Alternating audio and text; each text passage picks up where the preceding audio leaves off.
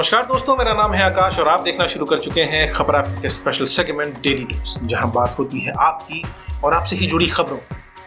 और आज daily dose में खबरों का सिलसिला शुरू किया जाए उससे पहले एक रिक्वेस्ट है कि अगर आपने अभी तक इस चैनल को सब्सक्राइब नहीं किया है तो सबसे पहले इस चैनल को सब्सक्राइब कर लीजिए, बेल नोटिफिकेशन को टिक कर दीजिए, जिससे कि जब भी इस चैनल पर कोई भी नया वीडियो अपलोड हो तो वो आप तक सबसे पहले पहुंच सके। चलिए अब खबरों का सिलसिला शुरू करते हैं।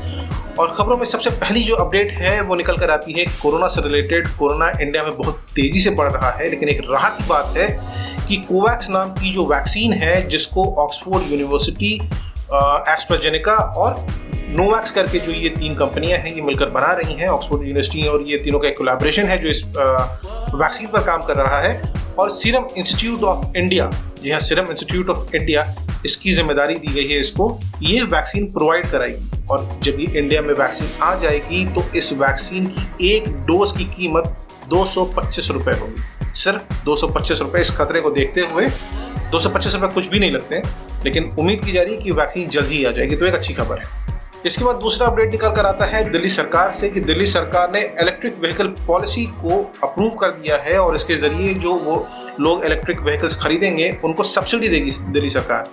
अगर आप 2 व्हीलर खरीदते हैं या फिर इलेक्ट्रिक ई रिक्शा खरीदते हैं या 3 व्हीलर जिसको आप कहते हैं, कमर्शियल व्हीकल्स जो होती है इलेक्ट्रिक की, उनको खरीदते हैं तो 30,000 रुपए तक की सब्सिडी मिलेगी। और अगर आप कार लेते हैं इलेक्ट्रिक तो आपको 1.5 लाख रुपए तक की सब्सिडी मिलेगी। इसके अलावा अगर आप स्क्रैपेज पॉलिसी के में भी जाते हैं, मतलब अपनी पुरानी गाड़ी को आप स्क्रैपेज में दे के, मतलब उसको जंक में दे के, और आप एक इलेक्ट्रिक व्हीकल खरीदते हैं तो वहां पर भी आपको सब्सिडी मिलेगी। जब इंडिया और बाकी पूरा देश, पूरे जो विश्व है वो इलेक्ट्रिक व्हीकल की तरफ मूव कर रहा है, उस दिशा में दिल्ली सरकार की ये पहल जो है अच्छी लगती है। लेकिन अब भी कई सवाल हैं, जैसे जिस तरह ग्लोबल मार्केट में ई व्हीकल्स की तरफ बढ़ रहा है और चीजें मुहैया कराई जा रही हैं, लेकिन अभी इसकी बैटरी की कॉस्ट, जो कहते हैं ना कि एक अगर इलेक्ट्रिक कार है, मान लीजिए अगर वो 25 लाख 30 लाख रुपए की बैटरी है, तो उसका करीबन आधे से ज्यादा कीमत, 50-60% की कीमत या 70% कीमत जो है वो सिर्फ और सिर्फ उसकी बैटरी की आती है।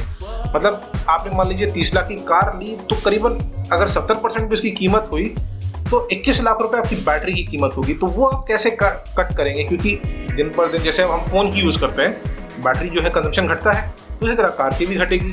तो आप इसको कैसे डील करेंगे अगर आप इलेक्ट्रिक कार लेते हैं? क्या है इस पर आपकी राय, नीचे कमेंट करके जरूर बताइएगा। अगली खबर जो निकल कर आती है वो गोल्ड लोन से रिलेटेड है और आरबीआई ने जो एक एलटीवी नॉर्म्स थे गोल्ड लोन के ऊपर में, उसको बढ़ा दिया है, जिसके जरिए अब आप गोल्ड पर ज्यादा से ज्यादा लोन ले सकते हैं, जिसपे ये जो नियम है वो 31 मार्च 2021 तक लागू होगा। नहीं, अगर जब तक इकोनॉमी, एक उम्मीद की जा रही है कि अभी चूंकि कोरोना से डील कर रही है तो उस को देखते हुए ये आरबीआई का ये फैसला अच्छा लगता है। क्या है आपकी राय, नीचे कमेंट करके जरूर बताइएगा।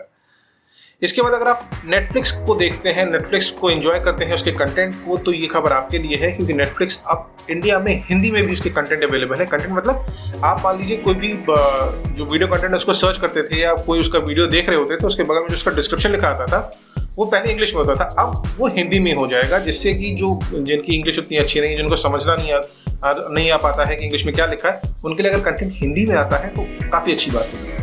अगली खबर निकल कर आती है तोशिबा से रिलेटेड। तोशिबा ने अपने लैपटॉप बिजनेस को पूरी तरह बंद कर दिया है और अपना जो जितनी बची हुई हिस्सेदारी थी उसको शार्प को बेच दिया है। शार्प को 2018 में एक डील हुई थी शार्प के साथ में, जिसमें करीबन 80.1%, जी हाँ 80.1% शार्प ने हिस्सेदारी खरीद ली थी।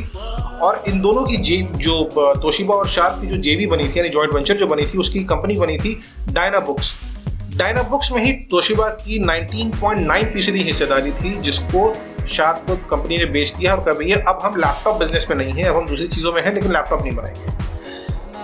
क्या आप तोशिबा का लैपटॉप को यूज करते हैं? क्योंकि पहले तोशिबा के जो सैटेलाइट लैपटॉप्स होते थे काफी ट्रेंड में थे। क्या कोई ऐसा है लैपटॉप आपके पास में? नीचे कमेंट करके जरूर बताइएगा। अगला जो अपडेट निकल कर आता है वो आईपीएल से रिलेटेड है। हम सभी को ये इंतजार था कि क्या 2020 में कोरोना की वजह से आईपीएल खेला जाएगा या टल जाएगा। तो बीसीसीआई ने कहा कि भैया इस साल आईपीएल होगा और इस बार इंडिया में नहीं यूएई में होगा। आपको ध्यान, उससे पहले एक बार साउथ अफ्रीका में भी आईपीएल हुआ था। तो इस बार जो है यूएई में आईपीएल होगा और 19 सितंबर से 10 नवंबर तक आईपीएल चलेगा, लेकिन इसमें टिकट्स नहीं मिलेंगे।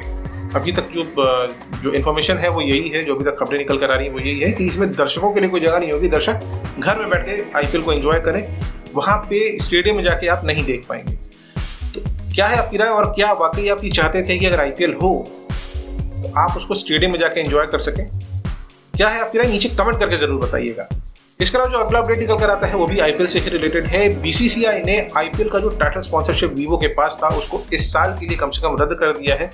और ये जो बॉयकॉट चाइना से जोड़कर देखा जा रहा है, क्योंकि लोगों की ये मांग थी, क्योंकि जब आईपीएल की जो अनाउंसमेंट हो रही थी कि हाँ ये हो सकता है, और जब तक होम मिनिस्ट्री से अप्रूवल नहीं मिली थी, और तब तक लोग कह रहे थे कि आईपीएल को बॉयकॉट करेंगे क्योंकि वीवो उसका स्पॉन्सर है, और वीवो एक चाइनीज स्मार्टफोन मेकर कंपनी है। तो अब बीसीसीआई ने जो स्पॉन्सरशिप टाइटल है उससे वीवो से ले लिया है, कम से कम इस साल के लिए तो ले लिया है, और इससे जो बीसीसीआई है उससे कम से कम 480 करोड़ रुपए का नुकसान होगा।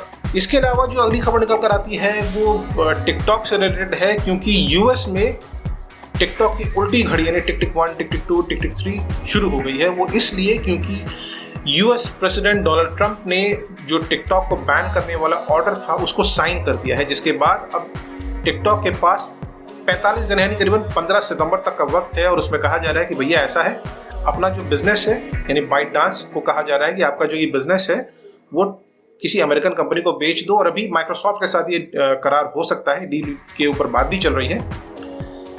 लेकिन अगर आप ये नहीं बेचते हो तो भैया आप अपनी बोरे बिस्तर से समेटो, अपनी दुकान बंद करो और चाइना वापस चले जाओ, यूएस में कारोबार ना कर पाओगे। ऐसे में ये जो कदम है तो सबसे पहले इंडिया ने उठाया था जो टिकटॉक को बैन किया था, और उसके बाद यूएस ऐसा सख्त कदम टिकटॉक के अगेंस्ट लेने वाला दूसरा देश बन गया है।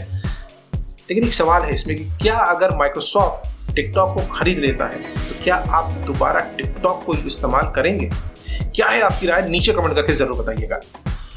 अगला अपडेट भी जो है वो टिकटॉक से ही रिलेटेड है। टिकटॉक ने फायर टीवी स्टिक पर अपने आप को रजिस्टर कर लिया है, मतलब कि